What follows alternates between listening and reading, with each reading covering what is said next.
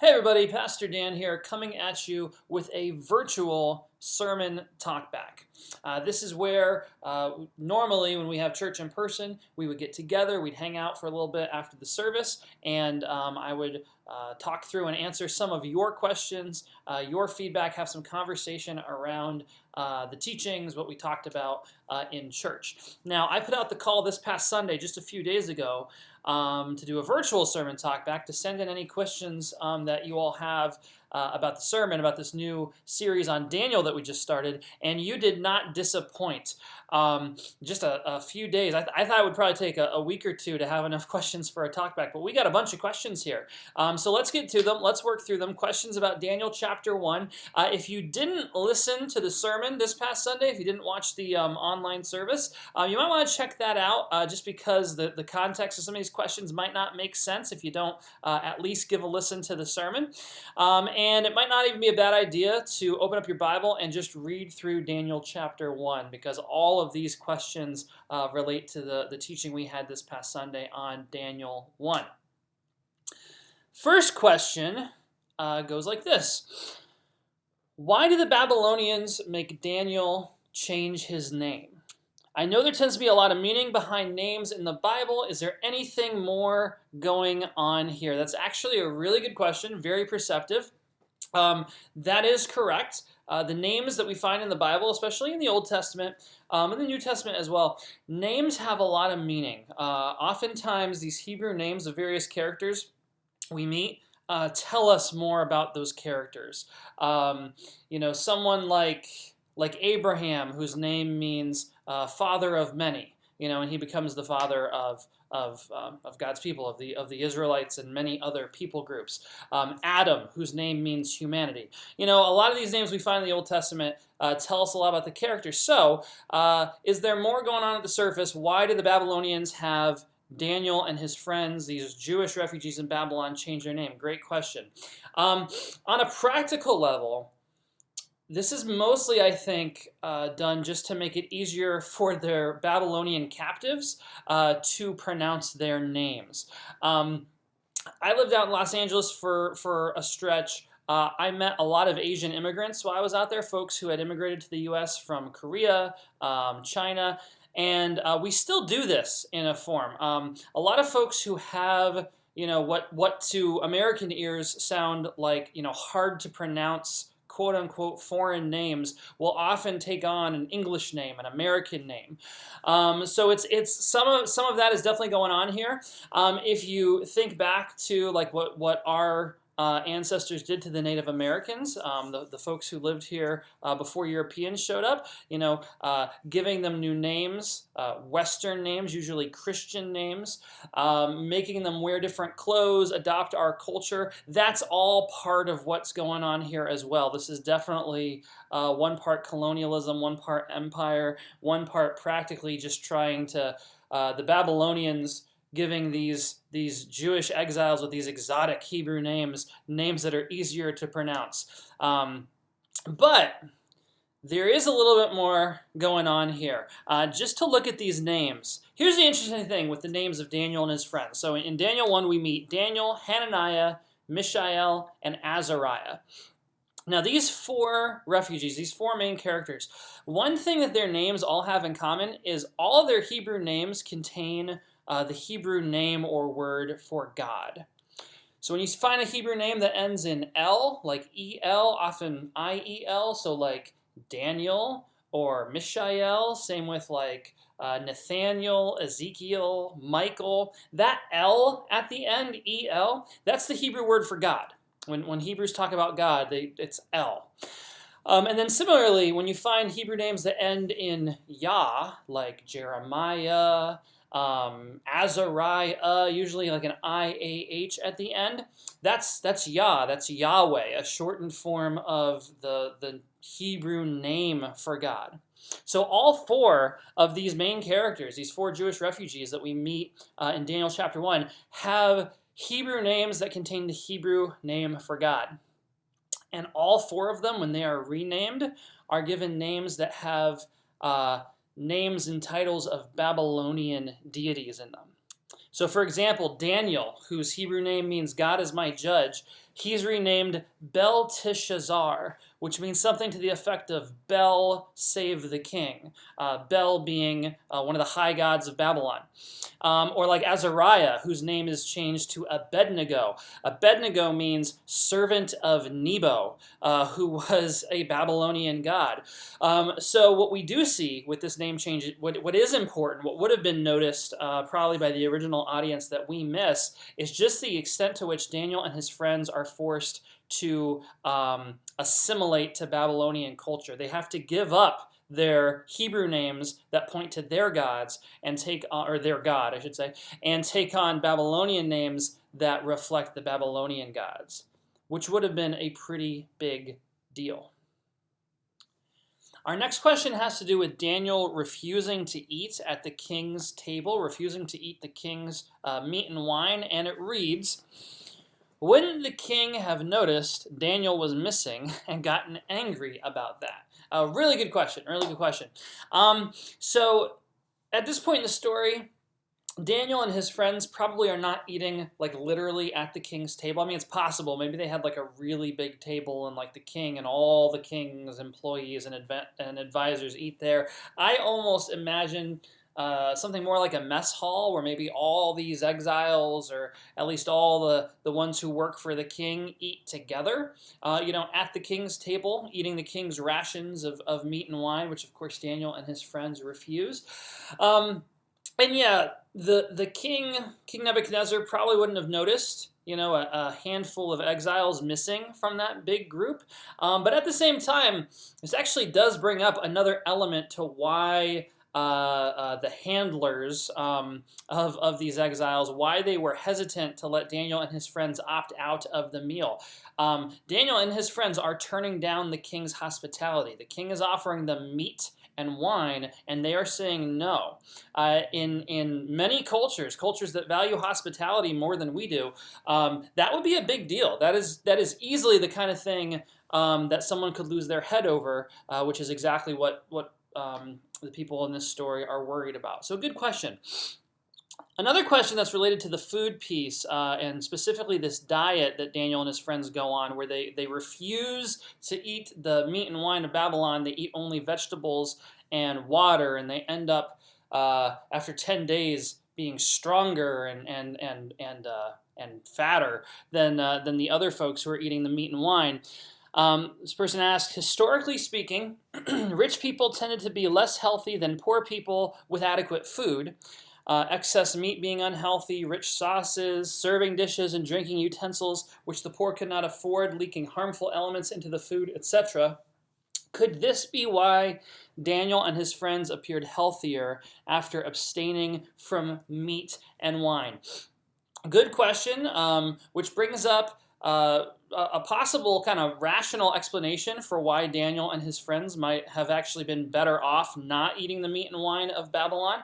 Certainly possible. I haven't done that much research into this, but I have heard that before too, that wealthy people back in the day, living in decadence, eating a lot of fatty foods, drinking wine out of lead-laced dishes and cups could actually be less healthy than a poor person who had enough food to get by but wasn't eating all that garbage. That's certainly possible. However, I do think, following the logic of the book of Daniel, I don't think that is the specific explanation that the storyteller has in mind. Keep in mind, the book of Daniel is a book where almost in every story, every chapter, every turn, something miraculous is happening. I mean, a guy gets thrown into a lion's den, and an angel shows up and chills the lions out so they don't eat the guy. 3 other guys get thrown into an oven and they live to tell about it. This is a story that is full of dreams and visions and God acting miraculously to protect God's people. So in that case, I think, using the logic of the storyteller in this story, the fact that Daniel and his friends go on this minimal diet of vegetables and water, and yet appear healthier and stronger than the folks who are, gorging themselves on meat and wine. I think it's a miraculous thing that we're supposed to take away from this, at least using the logic of the ancient storyteller.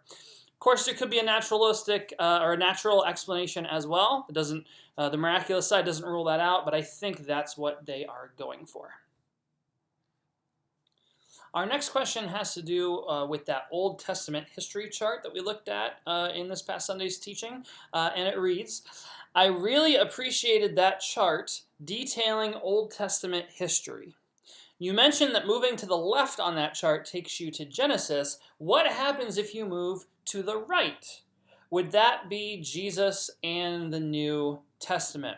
Excellent question. The chart that this person is referring to is this one. It's a chart that I made to kind of help situate this story, situate the exile, and understand kind of the scope of the stories, the history that we get in the Old Testament. I found this to be a really helpful way of thinking about kind of the big picture of the Old Testament, because there's a lot of books there. It's easy to get lost. But if we think about the Old Testament history really being bookended by exile on the back end and Exodus on the front end, these two extremely traumatic events in the history of God's people, that's actually kind of a helpful way to locate ourselves and to frame up the history we get in the Old Testament. So when it comes to that, I mentioned that if you go to the left on the line, pre-Exodus, you get basically the stories we find in Genesis. Things like Adam and Eve, Cain and Abel, Noah's Ark, lesser-known stories like Lamech and Enoch, the stories of Abraham and Isaac and Jacob and Joseph and the coat of many colors. Like, that's all before Israel is really a people. Those are the early stories that we find in the book of Genesis. Then you get Exodus. That's a story we all know, or most of us know, about Moses, the Ten Commandments, God's people being delivered from slavery in Egypt, and then, of course, wandering through the desert for a generation before finally settling down in the Promised Land. Then you get this long stretch of history covering about 800 years, give or take, where God's people, the Israelites, are in the Promised Land. They're in the land of Canaan. We kind of recounted a lot of that. Really, the bulk of the Old Testament is this section. All the kings, all the prophets, stuff like that, or most of the prophets. And then you get to exile. That comes toward the end of the story. That's where we find Daniel and his friends. When the Babylonians come to town, they basically clean house, they conquer Jerusalem, they end up destroying Jerusalem, destroying the temple, and carrying the Jews off into exile in Babylon, which is roughly modern-day Iraq. And depending on how you count it, the Jews are in exile from anywhere from 40 to 70 years, again, depending on when it officially starts and ends. And so the question is, I talked about what comes before this line, the stuff in Genesis, Adam and Eve and all that, but I didn't really address what comes after it. Is there Old Testament history after it? And the answer is yes, there is. So first off, when we're talking about exile, when we're talking about the time of Daniel, Daniel has a number of contemporaries who are in the Bible and who wrote chunks of the Bible. So Jeremiah would be one. Jeremiah is a prophet who witnessed the fall of Jerusalem and who warned his fellow Jews that the path they were on was leading to destruction and God was going to send the Babylonians to crush them. Of course, no one listened to Jeremiah, which kind of sucked for them. And then there's also Ezekiel. Ezekiel's a really wild book. So wild I named my kid after it. But Ezekiel, the book of Ezekiel opens up. Ezekiel was a priest. He had trained his whole life to be a priest, and the story starts in his 30th year, which the age of 30, that's when as a priest in the ancient temple, you were able to basically do everything. That's, you've come into your own, you've been trained, you are now officially a priest. So Ezekiel's 30 years old, he's trained his whole life to be a priest, but he's not at the temple, he's in Babylon, he's one of the exiles, and he's lamenting the destruction of the temple from Babylon. So that's kind of rough. That's a bad day. If you think about that's like the equivalent of you graduated from Harvard with a degree in business and the entire economy falls apart. Government crumbles and you get conquered. Like that's basically about the equivalent of what happened to Ezekiel. So those are all contemporaries of Daniel. But the exile does come to an end. So Babylon falls, a new empire, Persia rises up. And the king of Persia actually allows the Jews to return to the land. They rebuild the temple, they rebuild the wall around Jerusalem. Books like Ezra and Nehemiah talk about that, so that would be to the right of this line. Also, the book of Esther. Esther is a story about Jews who haven't returned to the promised land. They're still living in the places they had resettled after Jerusalem fell. And Esther ends up, becoming queen and marrying the Persian emperor and saving her people. So there's definitely stories about that. And then, yes, of course, if you keep going, you get to, the New Testament and Jesus, which, we're then roughly 500 to 600 years after the events described in Daniel. So yeah, great question. That's what you get if you move to the other side of that chart. We've got one more question, and it reads, it seems to me that the extreme people who call themselves Christians are pretty much back to where the Jewish people were. The Jewish people were waiting for a powerful king to forcibly save them, and today's radicals are waiting for a violent God to impose their views on the rest of the country. The people who call themselves Christians today have rejected a loving, forgiving God, thus they have rejected Jesus. This, of course, I think is in reference to just everything we saw last week, everything we saw last Wednesday at the Capitol, these really domestic terrorists who rioted in D.C., some of whom were carrying crosses, some of whom were holding signs that said Jesus saves and carrying Bibles. That display of just ugly, ugly violence and rage being connected to Christianity. A couple things I want to say about this question, though, and some of the wording here. And I know the person who asked this question knows this, but I just want to make sure this is crystal clear. I want to avoid painting with too broad a brush. So, whenever we're talking about where the Jewish people were on a given topic, or the people who call themselves Christians today, that's a little too broad of a stroke for me. There were definitely Jewish folks in Jesus' day who were waiting for a violent revolution, a Messiah, which means king, who was going to come in and clean house, take out the Roman oppressors violently, empower the people to take back control. The Zealot Party would be the main group we'd think of that. Zealots were, it was a Jewish political movement, radical movement in the first century that was trying to overthrow Rome, or at least kick Rome out of the Holy Land. That's definitely one group. And I think there's a strong parallel between first century zealots at the time of Jesus and these radical extremist rioters that we saw, and these right-wing groups that support that garbage that we saw reflected at the Capitol. But at the same time, that was not all Jews in the first century, just like that's not all Christians today.